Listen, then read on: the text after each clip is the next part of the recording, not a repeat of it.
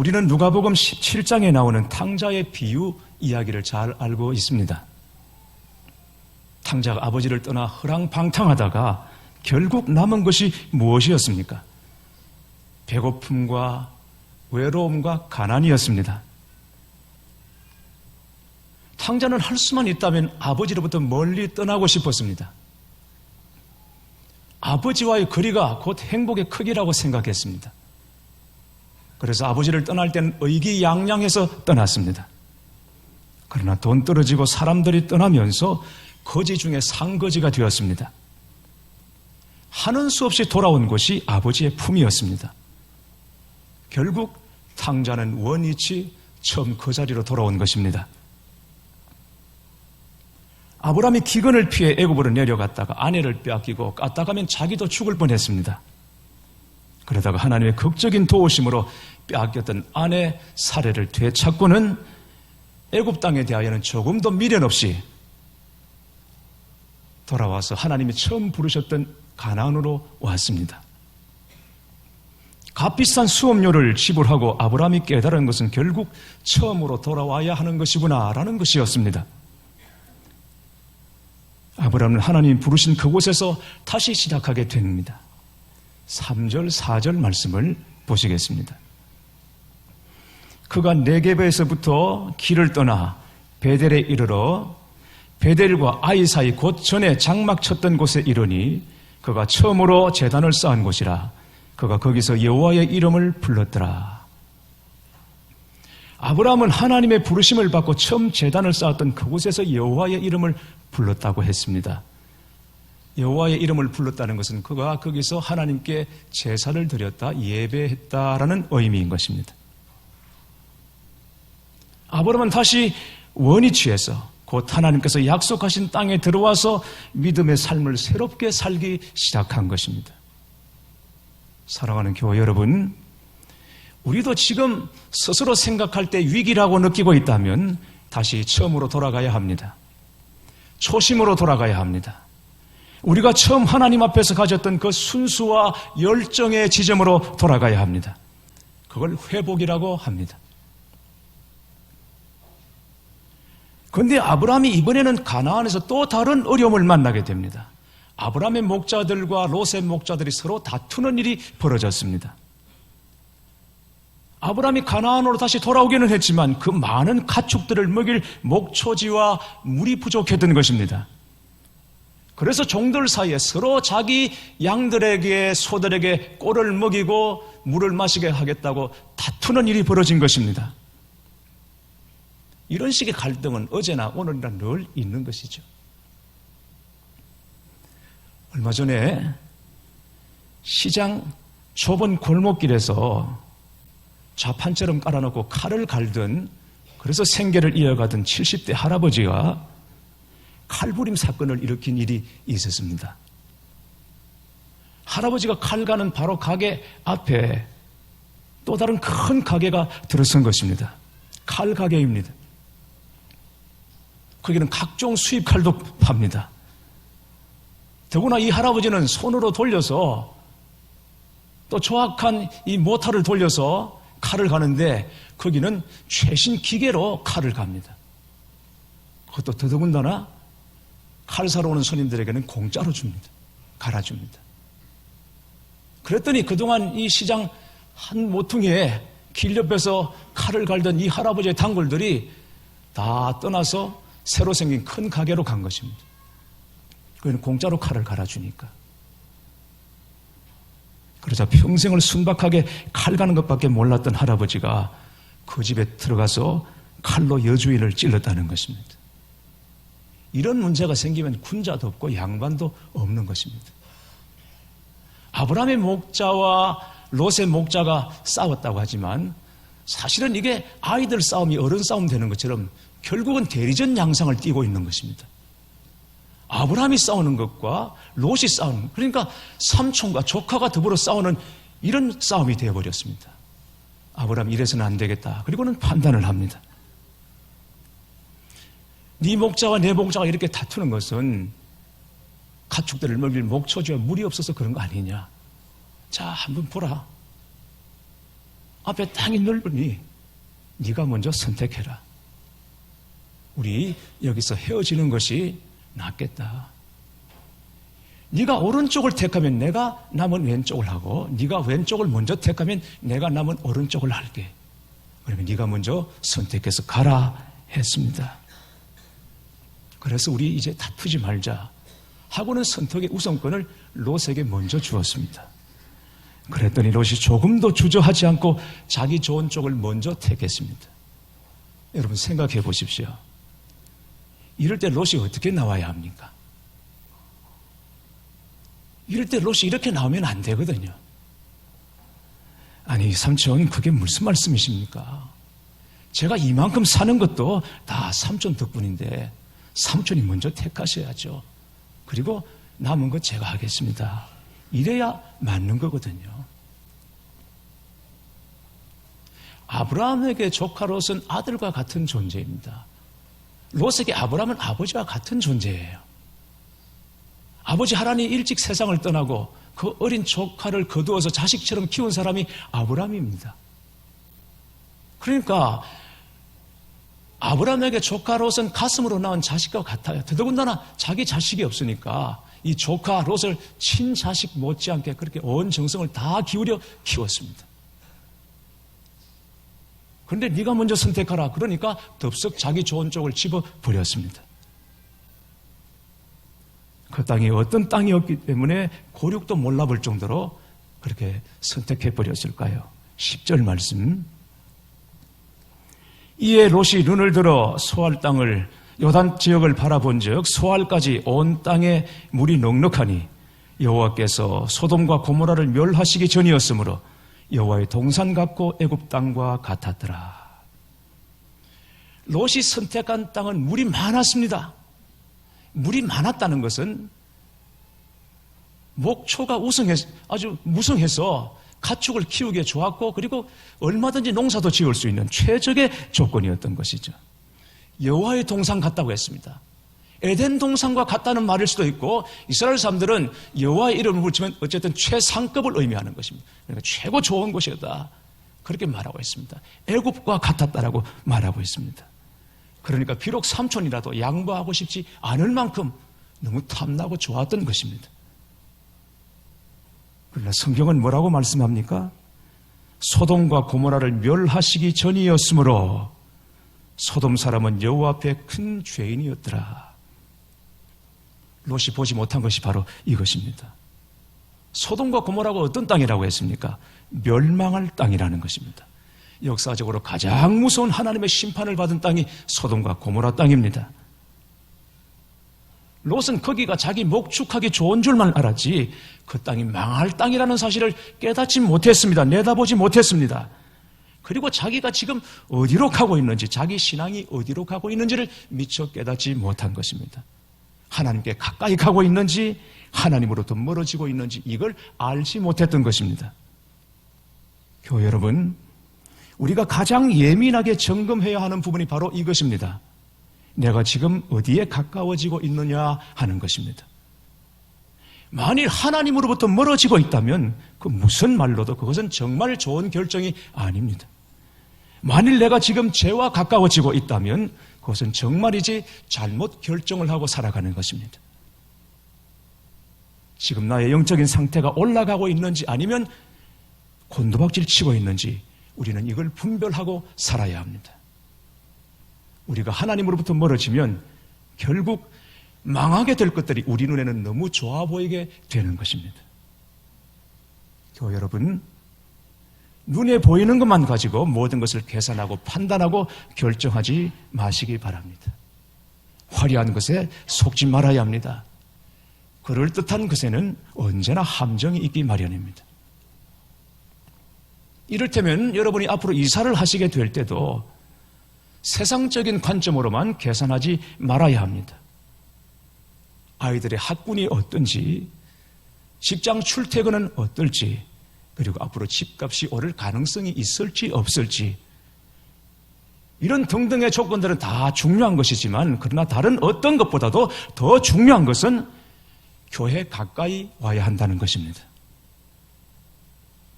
성도는 교회를 통해서 살아야 합니다. 교회를 멀리하기 시작하면서 인생이 무너지기 시작합니다. 성도는 교회를 통해서 복을 받습니다. 우리가 왜 교회를 위해서 그토록 기도합니까? 교회의 수준과 성도의 수준이, 삶의 수준이, 영적인 수준이 같이 가는 것이기 때문에 그렇습니다. 교회는 내리막길인데 성도들은 상승 곡선을 그리고 있다. 이런 일은 있을 수가 없습니다. 성도와 교회는 함께 같이 가는 것입니다. 성도는 교회를 통해서 복을 받습니다. 교회를 통해서 교회 안에서 믿음이 함께 자라는 것입니다.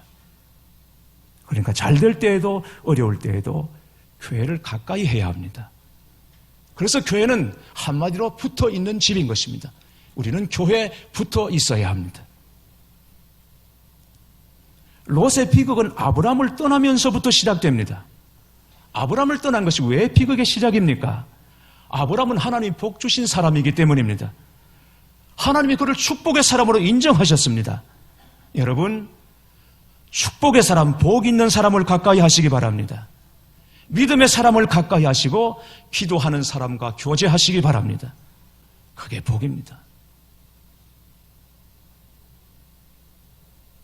그냥 마음에 든다, 뜻이 통한다, 이게 전부가 아닙니다. 근데 거기서 함께 얘기하고 교제했는데 나중에 마음이 편치가 않습니다. 내 영이 깨운하지가 않습니다. 잘하는 것 같지가 않습니다. 여러분, 그건 축복이 아닙니다. 믿음의 사람을 가까이 하셔야 하고 기도하는 사람과 가까이 하셔야 합니다. 그게 복입니다. 그게 진짜 은혜입니다. 여러분들이 다 그런 사람이 되시기를 주님의 이름으로 축원합니다. 12절 말씀을 보십시오. 롯이 계속 장막을 옮기기 시작합니다. 롯은 그 지역의 도시들에 머무르며 그 장막을 옮겨 소돔까지 이르렀더라. 어디까지 갑니까? 소돔까지 갑니다. 자, 여기 소돔까지라는 표현을 주목해서 봐야 합니다. 소돔까지 갔다. 여러분, 세상을 택하면 소돔까지 갑니다. 처음에 거기 가겠다고 선택한 것이 아닙니다. 처음부터 내가 소돔을 가겠다라고 선택한 것이 아닌데 가다 보면 결국 소돔까지 가게 되는 것입니다. 세상을 선택하면 그렇습니다. 나야가라 폭포를 향해 내려가는 강 상류에 커다란 얼음덩이 하나가 떠내려오고 있었습니다. 그 얼음덩이 위에는 얼어 죽은 양이 한 마리 붙어 있었습니다. 그때 하늘에서 커다란 독수리 한 마리가 이 죽어있는 양을 보고는 쏜살같이 내려와서 발톱을 양털 깊숙이 박고는 양고기를 뜯어먹기 시작했습니다. 얼음덩이는 점점 폭포와 가까워지고 있었습니다. 그럼에도 독수리는 양고기를 먹느라 정신이 없습니다. 점점 폭포의 굉음이 들려오기 시작합니다. 눈앞에 낭떠러지가 보입니다. 그러나 독수리는 걱정하지 않습니다. 왜냐하면 독수리에게는 강하고 커다란 날개가 있기 때문입니다. 폭포로 떨어지는 그 마지막 순간에 큰 날개를 펴고 하늘로 날아오르면 되는 것이니까 독수리는 걱정하지 않습니다. 그런데 독수리가 폭포에 이르러서 날개를 펴려고 하는 순간 이상하게 몸이 움직이지를 않습니다. 왜냐하면 양털 깊이 박힌 독수리의 발톱이 그만 얼어붙어서 빠지지를 않았던 것입니다. 아무리 발버둥 쳐도 독수리는 다시 하늘로 날아오를 수 없었습니다. 결국 독수리는 양의 시체와 함께 폭포 아래로 떨어져 죽고 말았습니다.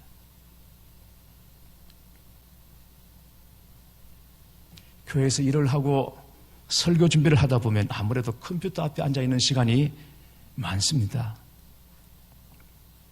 그래서 봄이 되고 해서 컴퓨터 바탕 화면을 좀 바꿔봐야 되겠다고 생각하고는 여기저기 사이트를 뒤졌습니다. 그런데 딱 마음에 드는 그림이 없었어요. 그림이 괜찮으면 화질이 떨어지고 화질이 괜찮으면 그림이 마음에 안 들고 또 진짜 괜찮은 걸 하나 찾았는데 보니까 거기는 돈을 내야 하는지 묶여서 풀리지를 않는 것입니다. 그러다 보니까 계속 거기 빠지게 됩니다. 낚인다고 말하죠. 한번 낚이니까 거기 벗어나지를 못하는 것입니다. 계속 뒤지게 됩니다. 성경을 보겠다고 성경 펴놓고는 컴퓨터 앞에서 바탕화면을 찾습니다. 고화질을 찾았다가 초고화질을 찾고 그리고 초고고화질을 찾고 안 되더라고요. 기도 시간에 바탕화면 찾고 일할 시간에 바탕화면 찾고 그러다가 이거 지금 내가 뭐 하는 짓인가 깨닫고는 얼마나 회개했는지 모릅니다. 교회 여러분, 우리 주변에는 우리 영혼을 노리는 것들이 너무나도 많습니다. 육신의 정욕, 안목의 정욕, 이생의 자랑에 낚이지 않게 되기를 바랍니다. 자, 그런데 오늘 말씀에서 우리가 하나 꼭 생각해 볼 것이 있습니다. 아브라함과 롯의 선택이 서로 바뀌었다면 결과가 어떻게 됐을까 하는 것입니다. 자, 말하자면 아브라함은 가나안을 선택했고 롯은 요단 들녘을 선택했습니다. 그러다가 소돔까지 갔습니다. 이 선택이 서로 바뀌었다고 생각해 보십시오. 롯이 가나안을 먼저 선택했고 그리고 아브라함이 남은 요단들을 선택했다고 생각해 보십시오. 그러면 결과가 어떻게 되었을까요? 가나안을 선택한 롯은 그것 때문에 복을 받고 성공하고 그리고 결국 요단을 선택해서 소돔까지 간 이 아브라함은 망하게 되었을까? 어땠을까요, 여러분? 그렇지 않습니다. 왜냐하면 오늘 이 말씀은 땅 이야기가 아니기 때문입니다. 어떤 땅이 좋은 땅이고 어떤 땅은 나쁜 땅이다. 이런 얘기를 지금 하고 있는 것이 아닙니다. 오늘 말씀은 그 선택하는 사람의 중심이 어디에 있느냐, 그 중심이 뭔지를 말씀하고 있는 것이기 때문입니다. 그렇기 때문에 아브라함이 하나님의 약속을 믿고 요단을 선택해서 소돔까지 갔더라면 하나님께서 소돔을 심판하시려는 그 계획을 멈추시고 그 땅을 고쳐주시고 회복시켜 주셨을 수도 있다는 것입니다. 실제로 나중에 아브라함의 중보로 하나님께서 소돔 땅에 임하실 심판을 철회하시기 위해서 마지막 10명까지 의인을 찾지 않으셨습니까? 반면에 롯이 이 소돔이 아니라 가나안을 선택했다면 아브라함이 받을 그 복을 롯이 받게 되었을까? 모르는 일이죠. 그러나 중요한 것은 가나안에 들어갔다고 해서 그냥 복을 받는 것은 아니라는 것입니다. 하나님의 약속을 믿고 붙잡는 그 중심 없이 그냥 가나안에 들어가서는 아무 소용없습니다. 왜? 이스라엘 백성들이 나중에 가나안에 들어갑니다. 자손들이 들어갑니다. 결국은 그 이방인들과 똑같이 되어서 가나안에서 실패하고 망하지 않습니까? 그러니까 땅이 아니라 결국은 그것을 선택하는 사람의 중심입니다. 마음입니다. 그게 어디에 있는가? 이게 중요한 것이죠. 사실 세상적인 관점으로 단순하게 비교하자면 아브라함이 선택한 가나안보다는 롯이 선택한 요단들이 훨씬 더 좋습니다. 여호와의 동산 같고 애굽 땅과 같았다고 했습니다. 가나안보다는 애굽이 훨씬 낫죠. 그렇기 때문에 아브라함이 처음 맨 먼저 가나안에 왔다가 기근이 생기니까 어디로 갑니까? 피할 곳이 애굽이었습니다. 거기가 훨씬 좋으니까 그랬던 것입니다. 그럼에도 불구하고 가나안이 복 있는 땅이라고 말하는 것은 바로 거기 하나님의 약속이 있었기 때문입니다. 롯이 떠난 다음에 하나님께서 아브라함을 찾아오셨습니다. 그리고 하시는 말씀이 너는 눈을 들어 너 있는 곳에서 동서남북을 바라보라. 내 눈에 보이는 땅을 너와 내 자손에게 주리니 영원히 이르리라 말씀하십니다.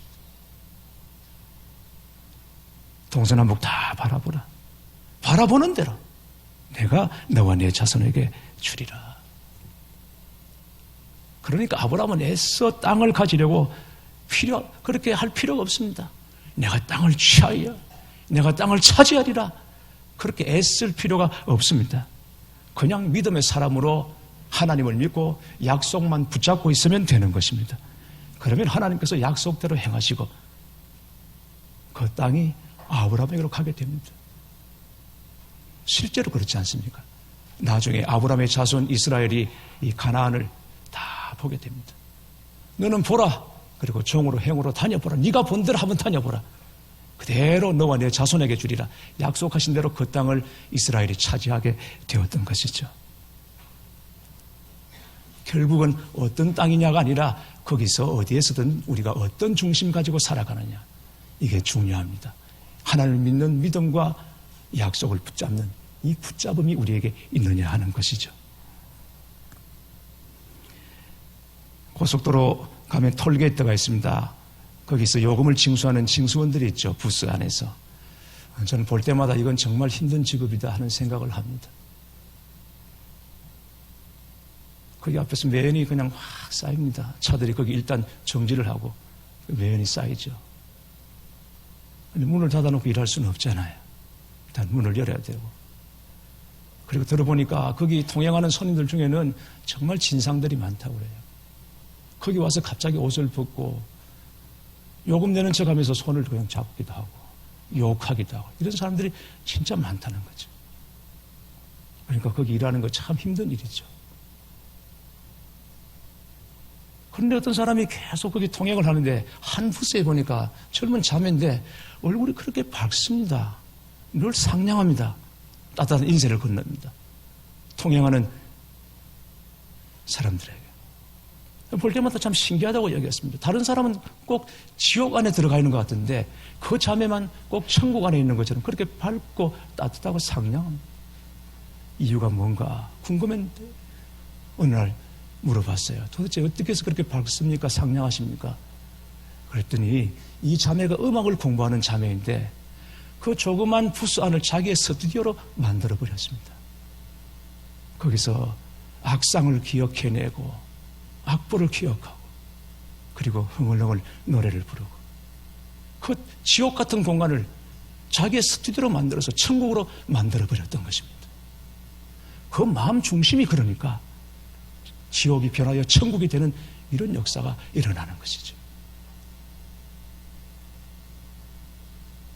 사도 요한은 밤모섬에 유배를 떠났습니다. 아무것도 없는 유배지죠. 황량하죠. 사람이 살 수 없는 환경이죠. 그야말로 절망과 죽음밖에 없는 그런 유배지였습니다. 거기 무슨 소망이 있습니까? 살 소망이 있겠습니까? 네, 여러분, 거기서 믿음의 눈이 열리니까 하나님이 보여주시는 새로운 세계를 봤습니다. 신천 신지를 봤습니다. 하나님이 계시해 주셨습니다. 그때 그 유배지, 죽음의 유배지에서 요한이 본 것이 바로 여러분 요한 계시록입니다. 우리 마음이 중요합니다. 믿음은 새로운 세계를 보게 합니다. 눈에 보이지 않는 것을 보게 합니다. 하나님의 약속을 보게 하고 하나님의 약속을 믿게 하고 그리고 붙잡게 하는 것입니다. 지금 우리에게 있고 없고 잘되고 못되고 성공이다 실패다 이 모든 기준이 다 달라지게 되는 것입니다. 그것이 진짜 기준은 하나님에 의해서 결정되는 것입니다. 그래서 예수를 믿는 사람들은 하나님의 약속 안에 있는 사람들은 세상 사람들이 나 부러워하는 거 하나 없어도 나도 결코 세상 사람들이 부럽지 않습니다. 당당합니다. 떳떳합니다. 그리고 어려움이 있어도 소망 중에 인내하게 되는 것입니다. 이 믿음과 확신이 당당함이 여러분에게 있게 되기를 주님의 이름으로 축원합니다.